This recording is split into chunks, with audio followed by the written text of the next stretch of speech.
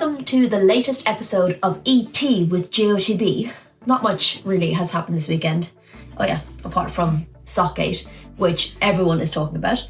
So let's get to it. I'm Rachel. I'm Sophie. And this is Extra Time with Girls on the Ball.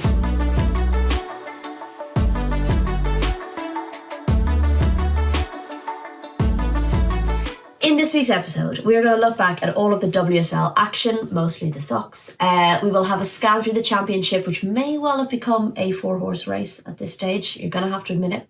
We're going to have a quick look ahead to the Champions League, which we'll be covering too. Sophie will give us her standout moment of the week. I've already got it. Oh, wow. So unless I get it by the end of the episode, I've already got it. This is very exciting. Well, let's get into it, okay? Because this is very exciting. Let's start with the WSL results of the weekend. We have got Chelsea 3, Arsenal 1, James Newskin and a Macario own goal. Did they give it to Macario? Oh, God. Well, look, she needs to score in every game, so she's keeping that up, so that's good. Brighton 1, Manchester City 4. Ligo Min getting that consolation goal for Brighton. Lauren Hemp, Mary Fowler, Bunny Shaw and Laura Coombs with the goals for Man City. Manchester United 2, Bristol City 0. Nalsund with both goals. Liverpool 3, West Ham 1. Kiernan, Kearns, Hogue and Ueki getting the goals there. And Everton 1, Aston Villa 2. Stenovic, Daly and Salmon with the goals. And Tottenham 1, Leicester City 0. Vinberg with a goal on her birthday. Well, the day after her birthday. So an exciting weekend for her. Okay. We got to start firstly with Stamford Bridge, Friday night. Probably not the result or maybe the outcome either of us were expecting, or maybe not like quite the match we were expecting.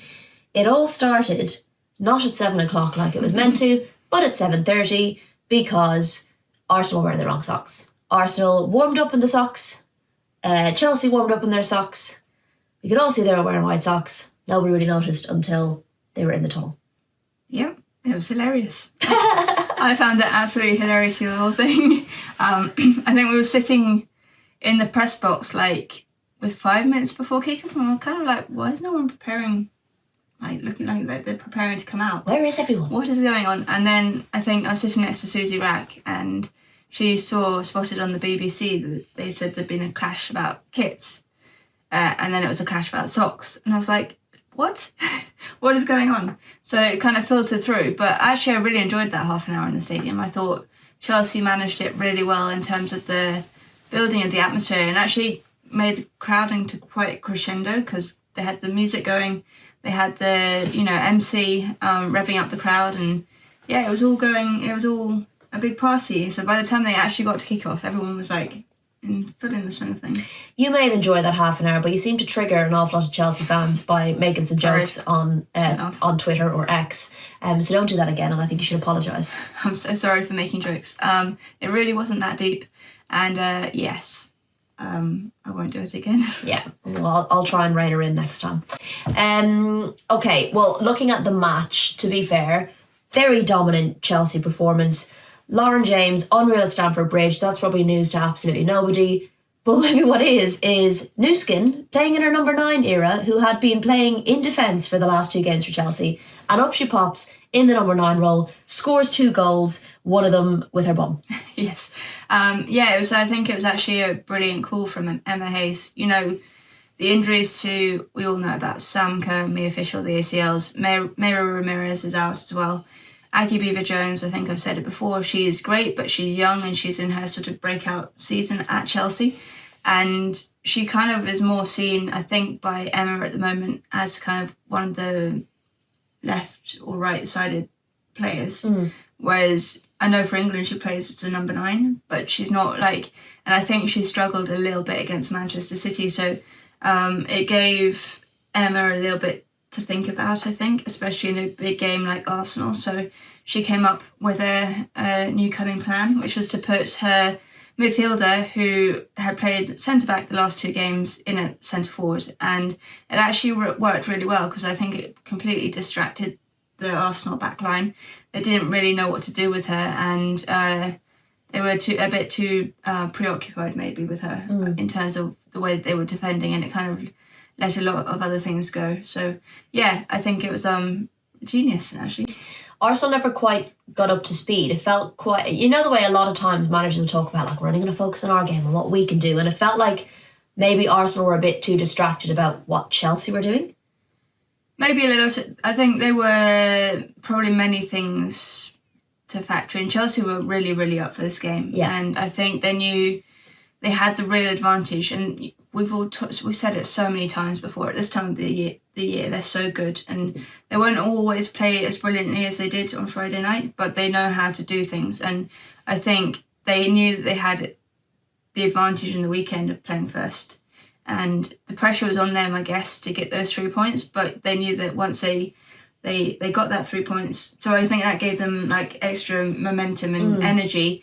I do think the break probably helped, the delay probably helped them as well. It kind of riled them up a bit, I think. And they just came out so on the ball and full of energy and intensity, and from everyone, you know, Hannah Hampton in the box with her commanding catches, to Erin Cuthbert and Melanie Leupolz in the midfield, who were just utterly dominant. And the running of Johanna Wrighting-Kenner down the right-hand side, which Arsenal's left was just deteriorated before their eyes within like 5 minutes of the game. And then, of course, Lauren James, who, you know, pops up with her 8th goal in 4 games at Stamford Bridge, and she was utterly sensational. And a maverick player, as Emma Hayes called her post-match. So I think there were lots of different things. So that was one of the things for Arsenal. I think the stock thing probably did disrupt them. Not as an excuse for the performance, but I do think that disrupts your preparation. They will have been frustrated and annoyed at the way that happened. It will have been frustrating. So it will have taken a bit of focus away when you're in that zone pre-match and you're doing that. And I think that he just picked the wrong team. Yeah. Quite frankly, I think Stina Blackstenius, we praised her a lot of times on this pod, but I think she was the wrong person to put in that situation. I think someone like an Alessia Russo, who can hold the ball up well, was needed. I think I would even put Chloe Lacasse in for Caitlin Ford. I didn't think Caitlin Ford had a great game at all.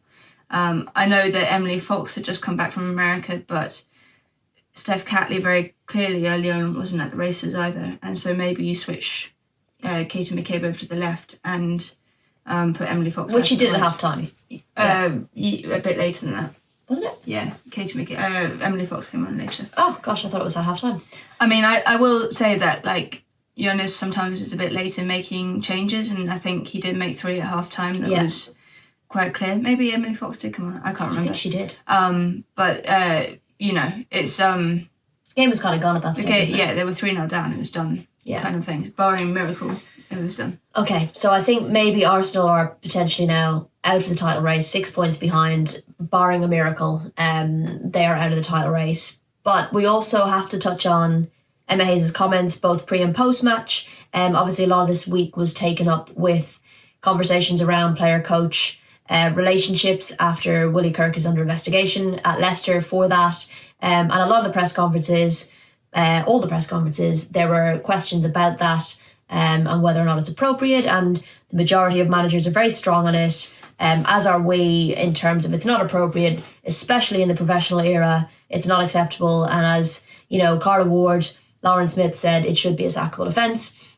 Emma Hayes, for some reason, during the course of her answering of this question, brought in player-to-player relationships, which, you know, in both of our opinions, is not something that should be conflated with player-manager relationships. There's a power dynamic in that situation. It can be abused, and I think player-to-player relationships are very different and something that actually we celebrate in the game. And I think, you know, she came out afterwards and kind of clarified and apologised for the language that she used and the way she said it, and, you know, very much clarified that, you know, she has the utmost respect for her players.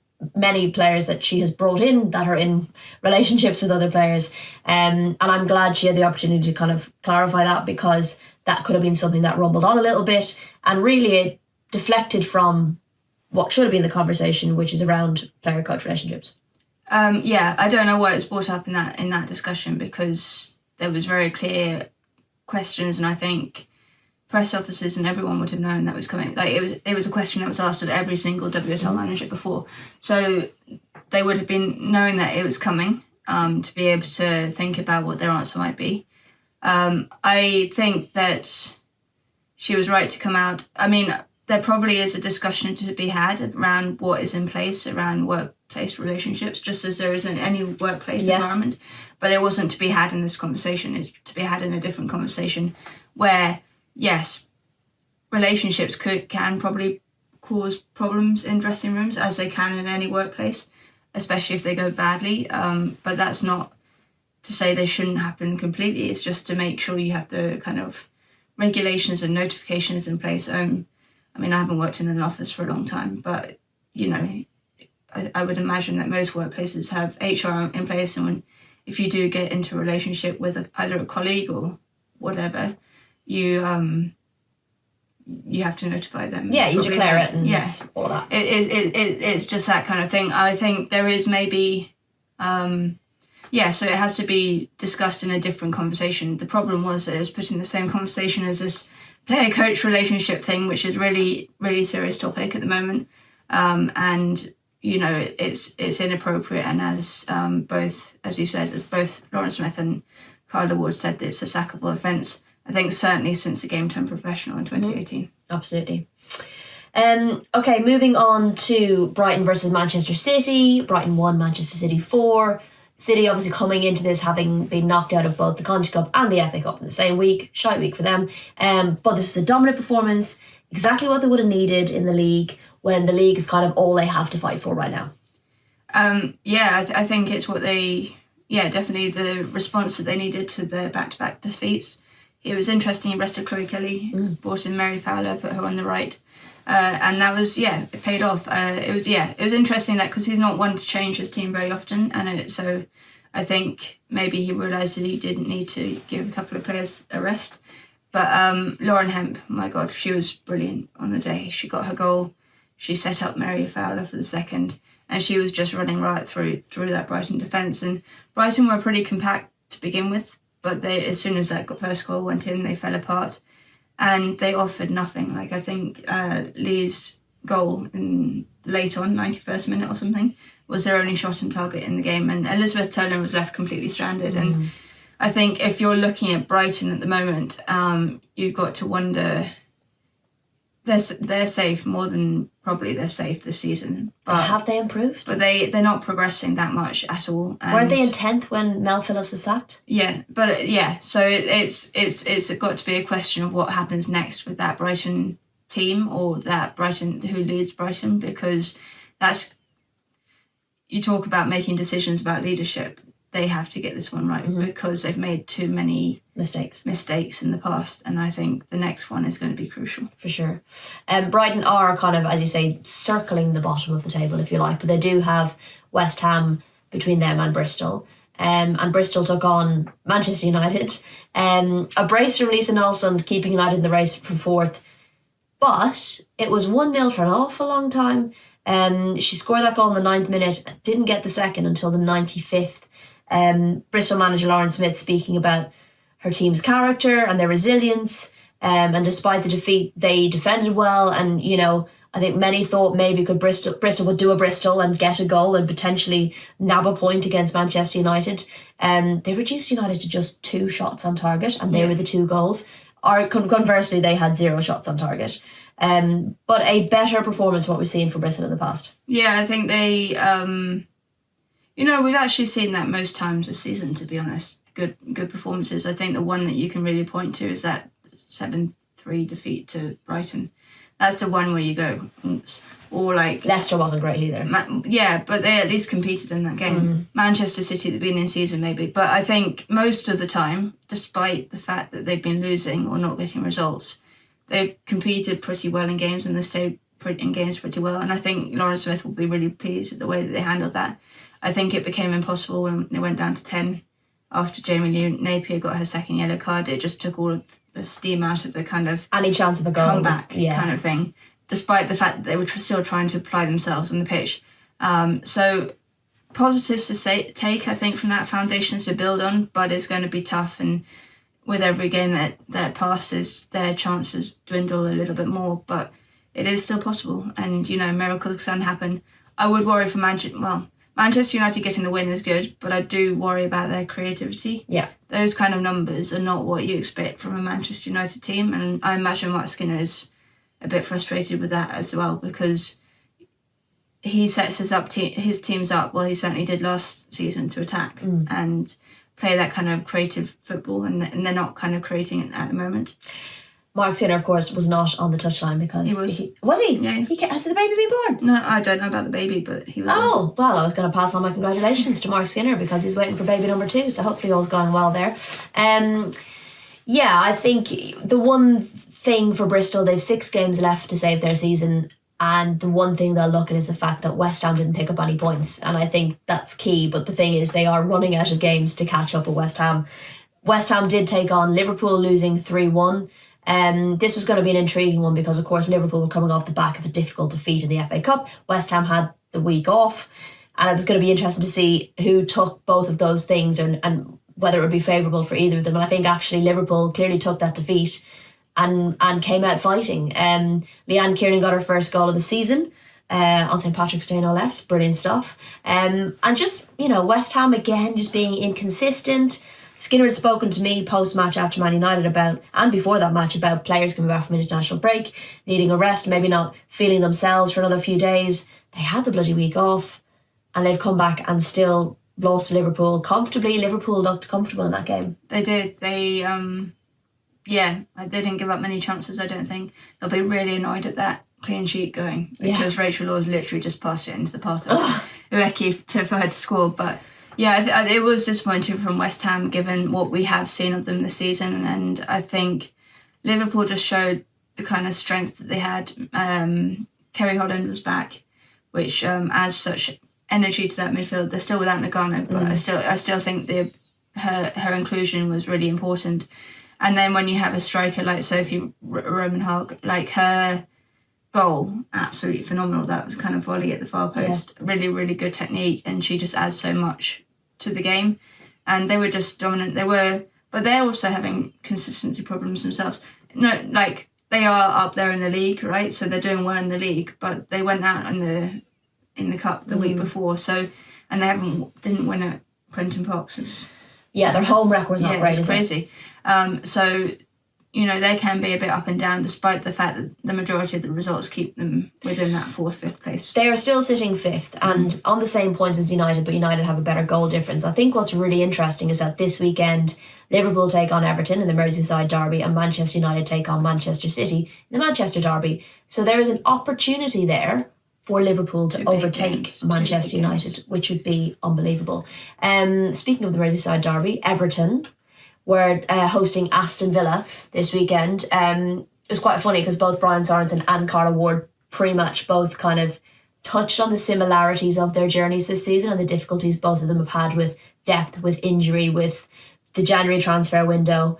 In fact, Brian had to bring a list to the pre-match press conference that he didn't miss out any of the 9 players that he was missing this week. He said it was one of the worst weeks. And still, yes, Villa edged the tie. First goal of the season for Kenza Dali, so props to you. I literally just said to Sophie, she's not having the season we maybe expected. And then I said, you just watch now, she'll go and score, and she literally scored. And again, another good header from Ebony Salmon as well. So Villa edged the tie, but Everton were in it. Like, they fought until the end, which is incredible from a team. I struggle to name a player who was playing in a natural position sometimes with Everton, but every week they're competing. Yeah, they are, and I think they've got to be given credit for that. The fact that they do compete in every single game that they play, despite not having the depth that they need to sometimes even replace players or provide new options. And I think it goes to like the fact that it seems like from the outside, every single member of that team is digging in and doing their part. And if they're told to play at fullback when they're a midfielder, they do it. And they know that they have to put in that effort as a team to try and get through this season.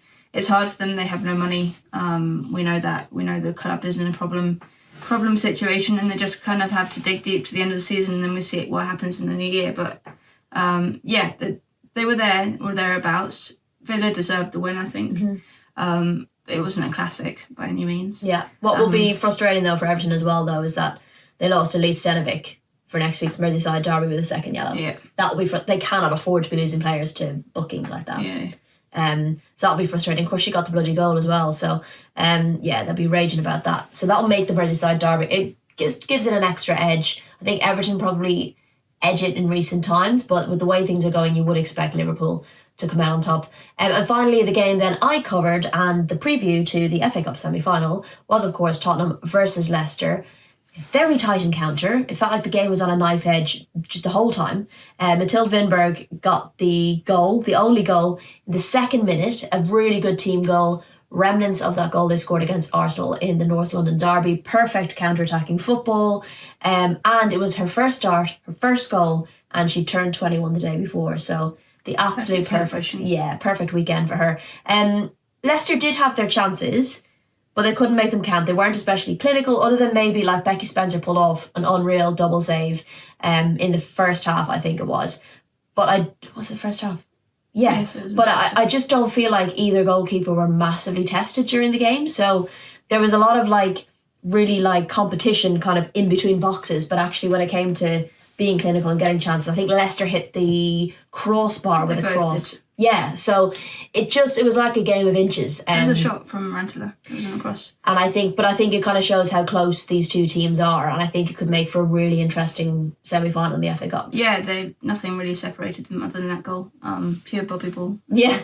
That goal. It's what he wants from his team, and I think he'd just love to see a bit more of it in games. But both had their chances. It will down to fine margins in that semi-final is being held at Tottenham Hotspur Stadium as well, which is big for them, and pleased for them that they got that over the line, because he did talk about that in pre-match and how he it was not on his desk at the moment, but it obviously was because it got announced 24 hours later or something. So that's pretty cool. That's going to be a great tie. So just to give you an idea of what the table is, looking at the top, we've got Chelsea on 40, Man City on 40, Arsenal on 34 in third place, Manchester United on 28, Liverpool also on 28. They're in fifth because of goal difference. And in the bottom half of the table, you've got Bristol on 6, West Ham on 12, and both Everton and Brighton on 14, with Everton having, I believe, the better goal difference. So still tight enough down the bottom. Something could happen, but it will take, I think, a bit of a miracle for Bristol, and I do feel like Everton and Brighton are probably safe.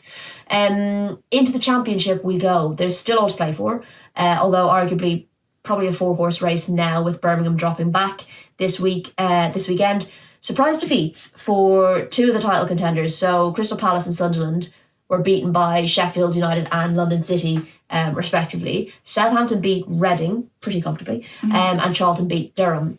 So the top four are separated by just 1 point, which is crazy. So you've got Sunderland, 34 points, 18 games. Palace, 33 points, 17 games. Southampton, 33 points, 18 games. And Charlton, 33 points, 17 games. Down the bottom, we've got Watford on 12 with 17 games played. Lewis on 16 with 18 games played. Reading on 18 with 16 games played. And London City Lionesses on 19 with 18 games played. Now, I feel like you kind of need to see the table to get your head around who's got what many games left, because I think that is going to play a part. But it is tight at the top and it is tight at the bottom. It's very tight, and I have to say, Southampton. I was at Southampton, so that's why I'm speaking to them this week. You're not at all biased. Well, no, but they were really, really good. They were probably as good as I saw them when I came there, first of all. So at the first game of the season or something. So yes, they've been a bit inconsistent. Marion Spacey-Cale was very much like, we've got 4 cup finals to go. They're going to give it everything. They play Charlton on the final day. They've got a chance. Yes, it's probably still in Palace's hand, even though they lost. But there's a chance, and anything can happen in this league. It's very exciting, Sophie. It's very exciting. Okay, looking ahead, we are obviously at Champions League today. We've got Chelsea taking on Ajax, which I'm very excited for. It's in the Balmar Arena, or the Johan Cruyff Arena. Apologies, that's what it was called when I used to live there. I've been once. I'm very excited to go again. It is the quarterfinals, and then Chelsea host Ajax next week at Stamford Bridge. I'm looking forward to this one. Are you? I am. I've never been to the Johan Cruyff Arena, so we'll get you. It'll be a new experience for me, and good to see Ajax play as well. They've got some good young players in their midst as well, and I think they've beaten, pretty good heavyweights there this season in the Champions League. So yeah, it's going to be a tricky one for Chelsea. They should get through, but they can't be complacent about it. And we'll see what happens. And as long as they come back with it in their hands to do it at Stamford Bridge, I think they can do it. Yeah, and it's a rarity where I've been to a stadium that you haven't been to. Yeah. You were lucky enough to actually sit down with Sherda Spitzer to kind of last week to talk through this upcoming fixture, which was, you're very lucky, aren't you? I didn't get to do that. Anyway, here is what Sherda had to say about this game. I was just going to ask about your journey to the kind of quarterfinals, and that you were in that crazy group, and how playing those kind of top opposition but also coming through that group, what were the biggest learnings from that stage and that you can take into the next round? Yeah, when the draw was coming, I was not so happy because, of course, you want to have a little bit easier group. But it was also a nice ambition to play against that kind of big clubs. And I said also in the beginning, in football, you never know what's going to happen. The ball is round and we will see. We do our best. What we always doing in the league. But yeah, and if you play in a Johan Cruyff Arena, it gives you so much energy. This is what you want every week. Yeah, and then you win the first game and then you get much more confidence. And that you see, okay, we have also the qualities to show something to the rest of Europe. And that we have done. And in the end, we was ending on the second place. And then we said to each other, if we had, for example, one draw against Paris Saint-Germain, then we was first in the group. And that is typical Dutch. Then we also want more. And but we was really happy that we end, of course, on the second place because no one was expecting that. We have been talking a lot with each other about things in the game, in the locker room. Of course, it is for a lot of people in our group. Is it new to play on that level? But if you do it together, then you can do a lot. And that is the strength from our team at the moment. Definitely. And you're coming up against a Chelsea who have been in this competition many, many years. So do you think those experiences have prepared you perfectly for the challenges that Chelsea are going to present in the next two games? Yeah, of course it is. But for example, when we played the first game against Paris Saint-Germain, and I was looking to the left side because they were standing there, and I had the feeling that they was more nervous than our team. Of course, you are also people with a lot of experience, and coming here in the Johan Cruyff Arena, it's gonna do something with you, of course. But so that maybe is also with Chelsea. So. But I said you can have a lot of experience, but some people with a lot of experience have also a lot of nervousness.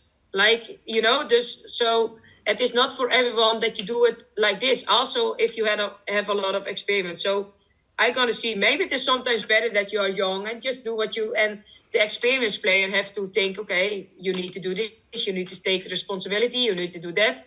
And the rest of the girls can just play. And that's nice.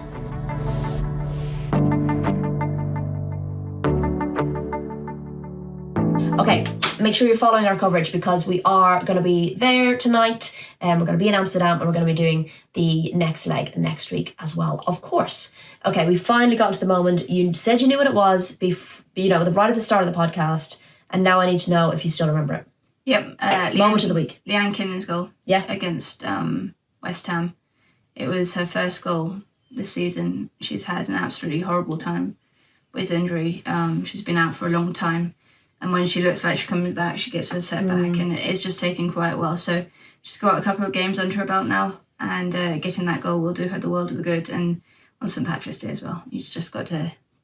What can't you love about that? On a waterfall. Congratulations, Leanne Kiernan. Chuff for you. That was a good moment of the week. I like that. So we've got Women's Football Weekend then coming up this week, or this weekend. We will be covering 3 games. We've got the Manchester Derby on the Friday. We've got the Merseyside Derby early on the Sunday. We don't have that on the Friday. We have the Manchester Derby on the Saturday. Last Women's Football Weekend, we had a Friday, Saturday, Sunday game, which I really enjoyed. But it means we've got 2 games on the Sunday. We've got the Merseyside Derby early on the Sunday, and then we're racing down the M6 to Aston Villa versus Arsenal, really hoping that we make kick-off for that. Fingers crossed, guys. So make sure you are across our channels, liking, subscribing, so you don't miss any of the action. If you want to leave us any comments or any questions, do so. We would love to hear from you. But until then, we will see you next week.